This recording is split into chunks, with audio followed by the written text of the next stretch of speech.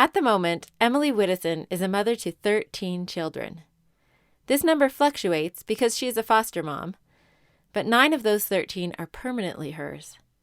Mothering this many little people has a whole host of logistical challenges, not the least of which is keeping the house clean.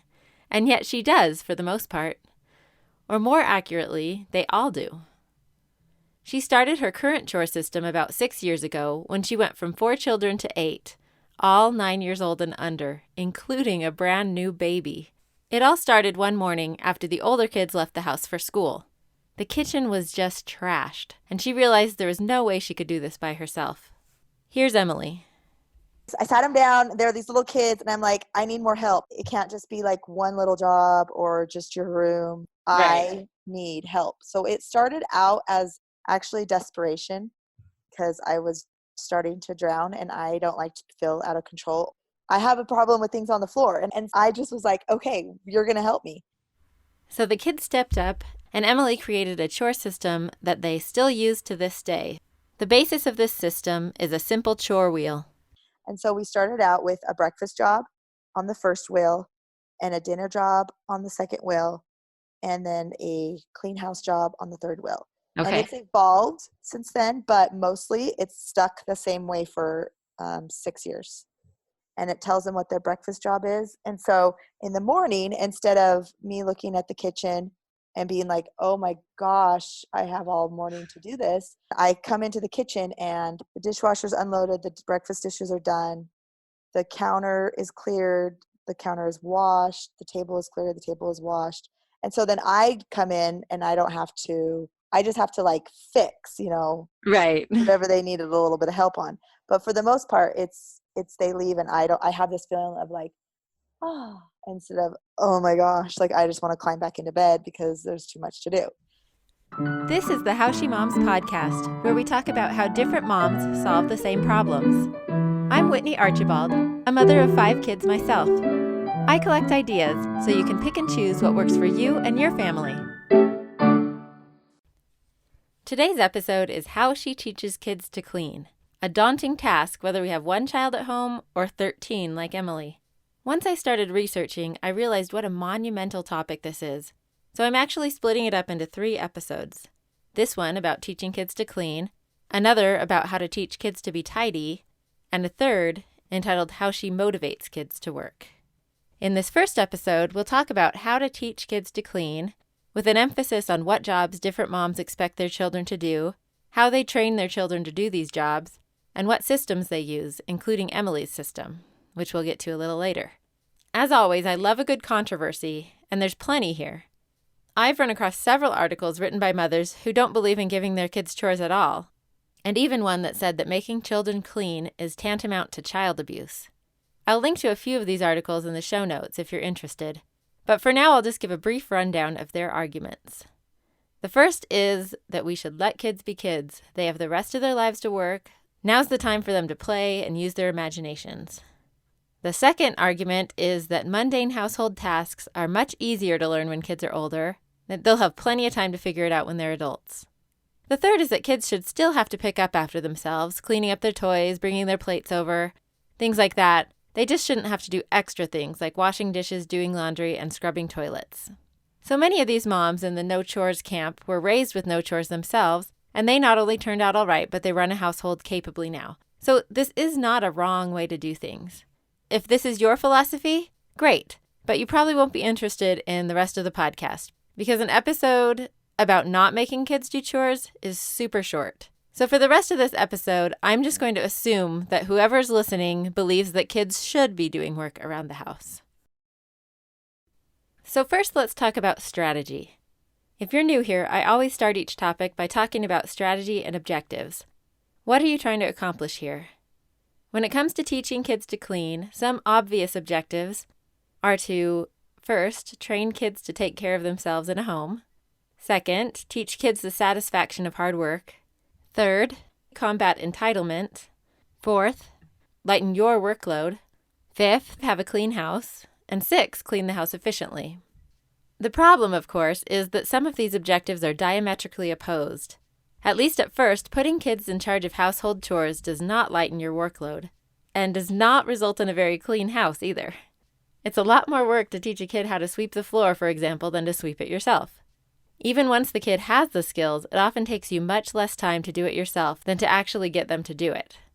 And it takes a long time for a child's cleaning skills in any given area to match your standards. So when you're defining your personal strategy for teaching kids to clean, be very honest about how you prioritize these objectives or any others. You also have to decide where you draw your cleanliness line. If you have pretty high standards for how clean you want your house to be, you might be more careful about what types of jobs you assign to kids. If you're okay with a fair amount of chaos, you might want to delegate more to the kids. For example, I grew up in a house with a fairly relaxed standard of cleanliness. This was intentional on my mother's part. Framed on her wall was an excerpt from Ruth Hulbert Hamilton's poem, Song for a Fifth Child. Oh, cleaning and scrubbing will wait till tomorrow, but children grow up, as I've learned to my sorrow. So quiet down, cobwebs, dust go to sleep. I'm rocking my baby, and babies don't keep. I'll link to the full text of that poem, which is fabulous, in my notes. As a result of this philosophy, our house was clean but cluttered. My mom taught us how to scrub our bathrooms, clean the kitchen, do our laundry, etc., but we all tolerated quite a bit of daily clutter. A common phrase my mother would sing out when someone came to the door was, "Come in if you can get in." On the other hand, my friend Lisa's house is generally clutter-free and gleaming. I thought that to achieve that kind of clean, a mom would have to be yelling at her kids all the time. But Lisa's motto is calm and kind, and she actually follows that motto. But that doesn't mean that she doesn't have to work really hard to achieve this kind of lofty objective. Especially when her kids were younger, her high standards required a lot of hands-on training. This work is worth it to Lisa because when the house gets messy, she gets anxious and unsettled. And there's a big payoff at the end because the kids develop great habits and pretty soon there's very little cleaning to be done. It's a great idea to be realistic and figure out where you fit in along this continuum. What kind of clean are you hoping to achieve? The next thing to talk about is the division of labor. Part of figuring out your cleaning strategy is figuring out what tasks you're going to leave to the parents and what the kids will be in charge of. One way to divvy up chores is to write up a list of all the chores that need to be done on a daily and weekly basis to keep the house running smoothly, and then to have the kids help figure out who should do what. I've done this a few times, and it's a great way for them to see visually how much work it requires to run a house and how much of it I usually do by myself. With a bit of creativity, you can think of chores that allow even the youngest members of your household to help. Young children are great at sorting clean silverware or dirty laundry. Sarah Fedotov created a great daily chore for her 6-year-old. His job is to collect any shoes he can find and line them up neatly in the closet. Here's how Lisa started teaching her children to do chores. About the time they were 3, we started with little chores like unloading the dishwasher or maybe setting the table, and maybe that was more towards 4 or 5. But if you felt like they could do it, then I would. But really up until maybe 8, between 8 and 10, I had more the philosophy of just encourage them and try to get them to do it and try to make it fun, but don't make them do it. And actually, I kind of learned this the hard way. So I'm kind of a more uptight person and wanted to be clean, obviously. So my first daughter gets to be about 3, and I'm trying to get her to clean, and then of course she doesn't, and I got really angry, and we were just having this butting heads all the time. And then I kind of changed my parenting philosophy dramatically at that time, but part of that was expect less of children, and just if you want them to clean or really whatever you want them to do to obey, you have to kind of work with them and get them to do it in a age appropriate way, and not just say clean your room right now and walk away and have some punishment if they didn't do it. So the younger kids, it's more just easier chores. But then once they were about 8, a little more regimented, like on Saturdays you clean this bathroom and vacuum this room. By age 10 or 12, Lisa's kids were pretty self-sufficient and could do their chores by themselves without much help from her at all. You don't have to start from scratch when you're figuring out what your kids should be able to do at what age. And it's often better if you don't, because other people will probably think of jobs that hadn't even occurred to you. I've found many lists of age-appropriate chores online, and over the years I've cobbled together my own list based on those. My favorite list, though, is the one Marilee Boyack, author of The Parenting Breakthrough, created for her kids. She calls it The Plan, with a capital P, And in addition to cleaning jobs, it includes life skills such as making and keeping your own appointments and opening a bank account. It starts at age 3 with things like dress yourself, use the toilet independently, and pick up your toys. Then it continues through each age with things like learning to load and empty a dishwasher at age 6, mopping floors and baking cookies at age 9. According to Marilee's list, by the time your children are older teenagers, they should be able to handle any of the household cleaning tasks, but also be able to do adult things like manage their money, maintain a car, do minor household repairs, things like that. Marilee used this list as a checkpoint with her kids, checking in often to make sure she taught the age-appropriate chores by the time her children reached the next year. I highly recommend picking up a copy of Marilee's book, The Parenting Breakthrough, but you can also listen to her being interviewed on the podcast Family Looking Up, episode 41, Raising Your Kids to be Independent Adults. It was a fabulous interview.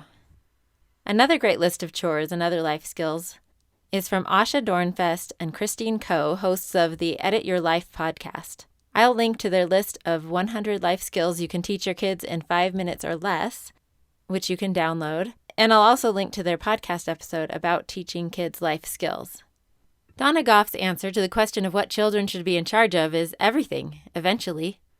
For about 20 years, she used a traditional chore system in which her 7 children rotated through individual chores, complete with various iterations of charts and wheels. But then she realized that this system of individual chores was isolating her kids and isolating the jobs themselves. So the kids could clean a toilet, but they didn't understand how to clean a bathroom from start to finish. So she called her kids into the living room for a family meeting. She very dramatically ripped up the family chore chart. She told them they had a new system now, which she calls family work. She started by going through and refining her household systems.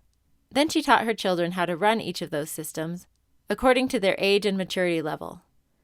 Her youngest children became her shadows, making the daily household rounds with her and helping in whatever ways they could. For example, if she was doing laundry, she'd have a little one come along and help with the sorting, folding, and putting away. As they got older, this became more of an apprenticeship, with the child doing most of the work under her guidance. Eventually, the children rotated through each of the systems, taking complete ownership of one system at a time, from deep cleaning to meal planning and prep. Then, when they left home, they had all the skills they needed to run an entire household. You can hear Donna talk about her family work system on the Moms Who Know podcast. You'll have to go back a ways. It aired in December of 2017, but I'll link to it in my show notes. Donna also runs her own website at mentoringourown.com. And now let's take a quick break to talk about underwear. Kids' underwear, to be exact. How many times have you taken a gamble on a sealed package of underwear from a department store, the kind plastered with cartoon characters? I try to get my kids to pick the plainest, least garish design, but I usually cave to some hideous print that he or she just can't live without. After all, I figure, who's going to see it? Then, a few weeks later, the beloved, ugly underwear is stretched out, saggy and droopy, and can't be all that comfortable. And because I have a little one who thinks it's hilarious to run around in his skivvies, the whole neighborhood ends up seeing it anyway. Enter Lucky & Me, a children's clothing company that makes underwear that's both comfortable and cute. They're made of soft organic cotton, and they don't sag or wedge, even after multiple washings. I love them, and my kids love them. In fact, I need to order some more because suddenly they don't want to wear their old saggy underwear anymore. Lucky & Me is offering How She Moms listeners 25% off if you use the offer code HOW25 at luckyandme.com. Do your kids' cute little bums a favor and try them out. Once you've figured out what you want your kids to do, it's time to actually teach them how to do it. For most families, teaching kids to clean works like an old-fashioned apprenticeship. We can't expect kids to jump right in and know how to sweep or start the washing machine. It usually starts with the child observing, then helping, then eventually taking over, like Donna Goff's system. This training can begin earlier than we think if we're willing to follow the example of indigenous Mexican and Guatemalan families. My brother sent me an amazing article from NPR about researchers who studied a fascinating phenomenon. Children in these cultures not only did the chores their parents asked them to do, but they also were self-motivated to see what needed to be done and to do it without being asked. It's every parent's dream. What was their secret? To embrace the power of toddlers. Often, parents tend to shoo 2-year-olds away so they can get work done. But toddlers are actually really eager to help. In the Mexican and Guatemalan cultures from this study, Parents encouraged their toddlers to help and work alongside them. We could learn a lot from this and start harnessing the power and enthusiasm of our 2-year-olds. Of course, it will be messy and take more time, but it's a great investment, and the payoff in relationship building, confidence, and gradual skill building is huge. This whole article is just fantastic, so I'll include a link in my show notes. One of my favorite systems for training kids to work is again from Marilee Boyack, with her plan. She uses this plan as a guideline for her training program. First, she makes sure that the kids know what skills they're going to be learning in the near future. These skills become kind of a rite of passage. Then she chooses who will train that child in each skill. She does a lot of the training herself, but she also likes to enlist other people to help train, like grandparents, teachers, church leaders, neighbors, or older siblings. For example, a neighbor taught one of her sons to change a bike tire. Of course, she was careful to have the trainers be people she knew and trusted, and she didn't let her kids alone with these other adults. Then she made note cards with detailed instructions on them so that the kids could practice after they'd been trained. She also sometimes supervised those practice sessions. Saren Loosely, who runs the website poweroffamilies.com and has 5 children, trained her children to do specific chores, and then she actually certified them with a test and a bona fide certificate to prove their competence. Once they were certified, they became the trainers for their younger siblings. Mary Price utilizes her older children as well. They're in charge of making the list of Saturday chores and assigning them out so that they take ownership of the whole process. Then they choose a younger buddy to work with so that the younger siblings learn how to work as well. These little kids love working with their bigger siblings.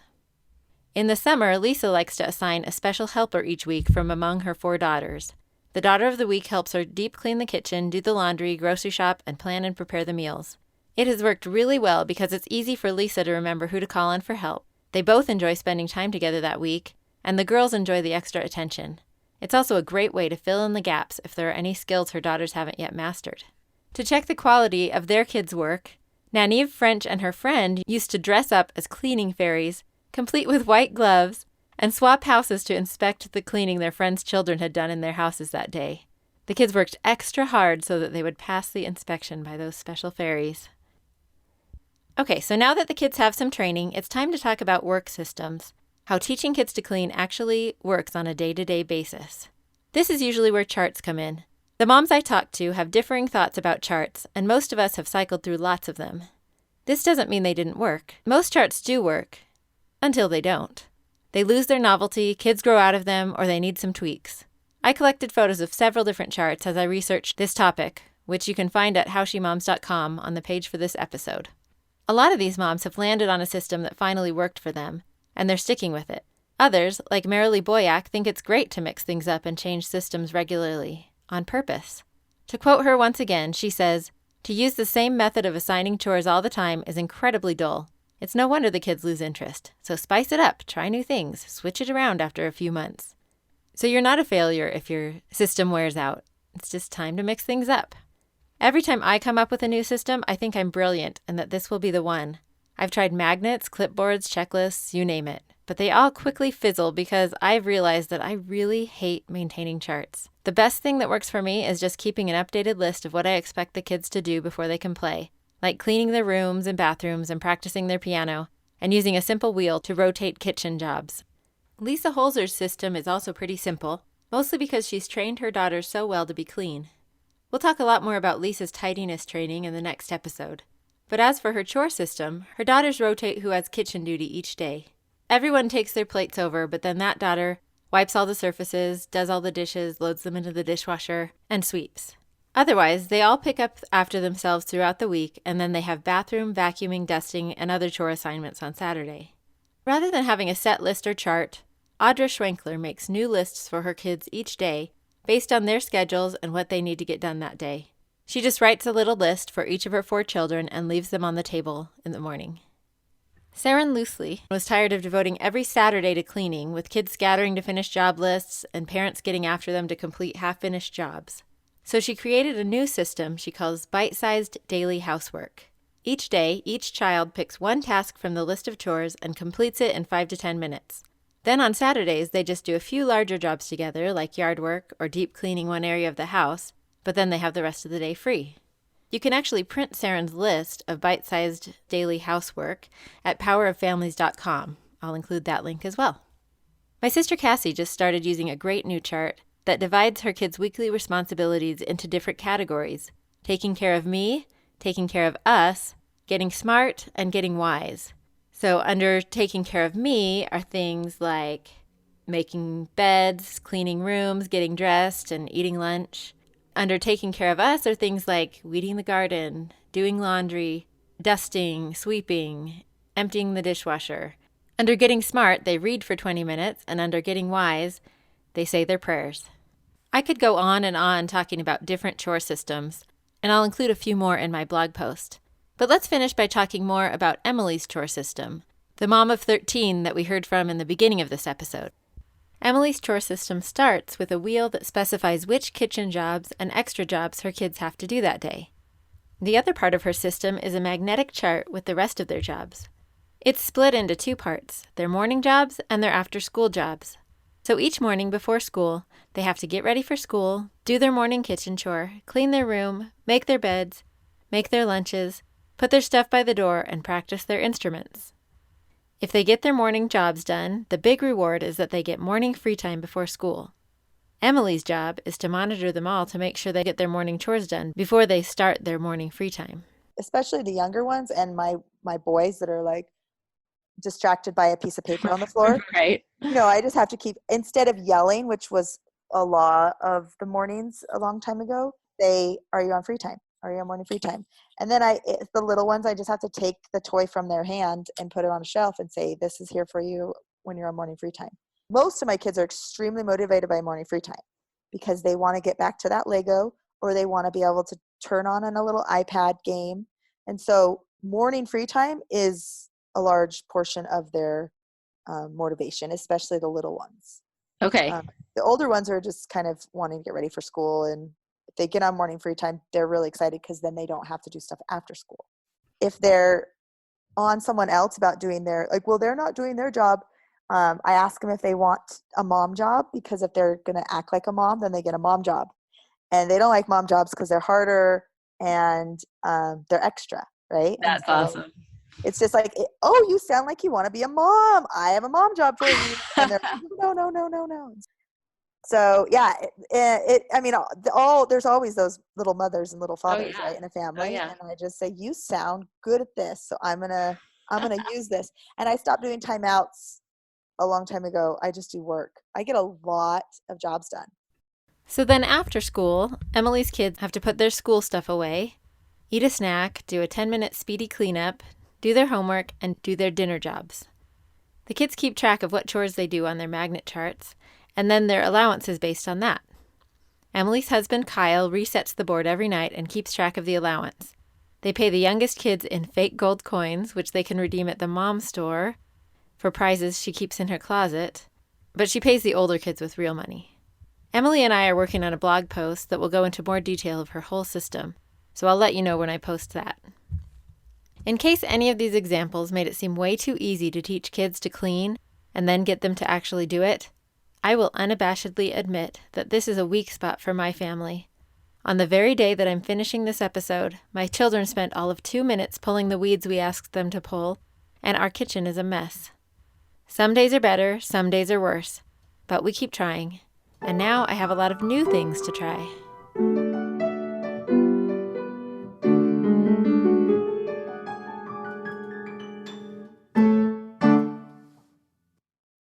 Thank you for listening to the How She Moms podcast. If you like the podcast, I'd really appreciate it if you'd head over to iTunes and leave a review to help more people find it. And tell your friends. You can find more articles, profiles of how different moms approach different topics, and a list of some of my upcoming topics at howshemoms.com. And I'd love to know how you mom. If you'd like to contribute your ideas to this community, you can email me at whitney@howshemoms.com. And you can follow me at Instagram and on Pinterest at howshemoms.